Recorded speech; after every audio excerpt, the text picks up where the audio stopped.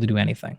Reminds me of a conversation I had at Christmas with a dear relative of mine who, to scene set of Christmas, we've got 3 little kids below the age of 6 running around, which are my brother's kids. We've got all the generations there. Cool. And then we've got the oldest generation, and a member of that generation isn't able to move for many of the reasons you've described anymore. There's not an injury there, but just going up the stairs even will make them out of breath. And we sat down as a family at Christmas trying to figure out whether this was reversible or not. And, and we all concluded, again, being optimists and loving this person very much, that in fact it was a part of a downward spiral. And this individual had kind of accepted that it was their fate. They said, they'd blamed it on something that was unchangeable. And I was there on YouTube trying to find videos to prove that, if you start, I'll get you an exercise bike. And if you start moving, it can change. There's extensive evidence to show you're right. Okay, good. Tons. Again, you can look at any of our work or any other groups of scientists that have done training studies in untrained 70-year-olds, men, women, 80-year-olds plus. There's actually, the reason I'm saying 80s because of a study that came out I think it was last year, the year before, on that.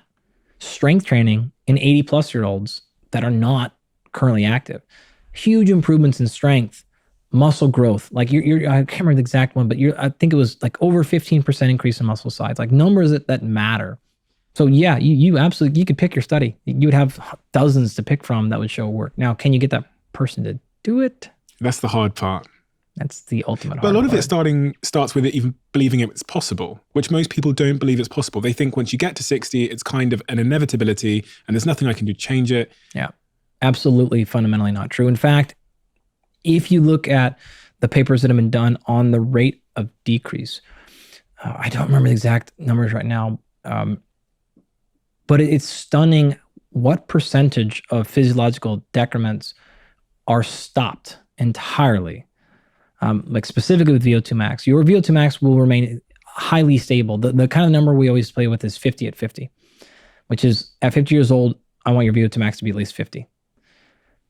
If you train consistently, you'll see tons of people who, I remember I said earlier, it tends to start dropping around 45 to 50. You'll see people who do not drop into their 60s from their 20s if they consistently train. And that is a very real phenomenon. So you have a huge control over it.